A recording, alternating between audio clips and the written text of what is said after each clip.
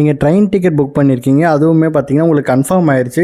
But இருந்தாலும் உங்களால் சில காரணத்தினால வந்து ட்ராவல் பண்ண முடியல அப்படின்னா, நீங்கள் அந்த ட்ரெயின் டிக்கெட்டில் இருக்க நேம் வந்து சேஞ்ச் பண்ணி வேற ஒருத்தர் வந்து ட்ராவல் பண்ணிக்கலாம். இந்த நேம் சேஞ்ச் ரெக்வஸ்ட்டில் முக்கியமான ஒரு 2 விஷயம் வந்து இருக்குது. அது என்னென்னு பார்த்தோன்னா, இப்போ நீங்கள் நேம் சேஞ்ச் பண்ணுற பர்சன் வந்து உங்களுடைய பிளட் ரிலேஷனாக இருக்கணும். அதாவது உங்கள் வீட்டில் இருக்கக்கூடிய அப்பா அம்மா, தம்பி தங்கைகள் இந்த மாதிரி யாராவது இருந்தாங்க அப்படின்னா அவங்களுக்கு வந்து நேம் சேஞ்ச் வந்து பண்ணிக்கலாம். வேறு யாருக்கும் வந்து நேம் சேஞ்ச் பண்ண முடியாது. முக்கியமான விஷயம் என்னென்னா, இது வந்து ட்ரெயின் கிளம்புறதுக்கு சரியாக 48 மணி நேரத்துக்கே முன்னாடியே பண்ணணும். அதுக்கு மேலே நீங்கள் வந்து நேம் சேஞ்ச் பண்ணணும் அப்படின்னு சொன்னீங்கன்னா நேம் சேஞ்ச் வந்து பண்ண முடியாது. அந்த ட்ரெயின் டிக்கெட்டை கேன்சல் பண்ணுற மாதிரி தான் இருக்கும். ஸோ இந்த ஒரு 2 விஷயத்தை வந்து மறக்காமல் தெரிஞ்சு வச்சுக்கோங்க.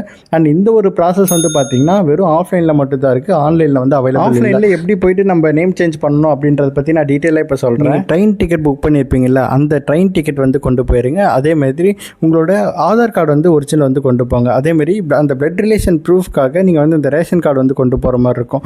ஸோ இதை 3த்தையும் கொண்டு போயிட்டு அண்ட் யார் நேமுக்கு வந்து ட்ரான்ஸ்ஃபர் பண்ண போகிறீங்களோ அவங்களோட ஆதார் கார்டும் கண்டிப்பாக கொண்டு போகணும். ஸோ அப்போ தான் நேம் சேஞ்ச் வந்து பண்ணுவாங்க.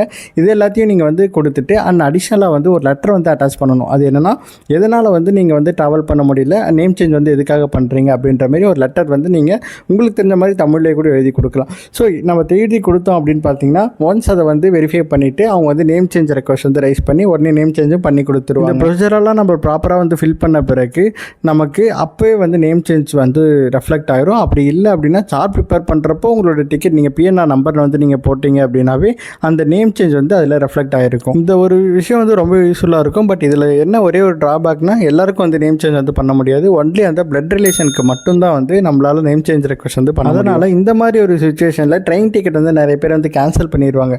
ஸோ ஆல்டர்னேட்டாக வந்து உங்கள் ஃபேமிலியில் யாராவது வந்து ட்ராவல் பண்ணுறாங்க அப்படின்னா நீங்கள் வந்து அவங்களுக்கு நேம் சேஞ்ச் வந்து ரெக்வஸ்ட் வந்து ரைஸ் பண்ணிடுங்க. ட்ரெயின் கிளம்புறதுக்கு சரியாக 48 மணி நேரத்துக்கு முன்னாடி. இது வந்து கன்ஃபார்ம்டு டிக்கெட்டுக்கு மட்டும் தான் நம்ம வந்து நேம் சேஞ்ச் பண்ண முடியும். வெயிட்டிங் லிஸ்ட்டில் இருக்கவங்களுக்கு நேம் சேஞ்ச் பண்ண முடியாது. ஸோ இந்த ஒரு இன்ஃபர்மேஷனை ட்ரெயினில் அடிக்கடி ட்ராவல் பண்ணுற உங்களுடைய ஃப்ரெண்ட்ஸ்க்கு வந்து மறக்காம வந்து ஷேர் பண்ணியிருக்கேன்.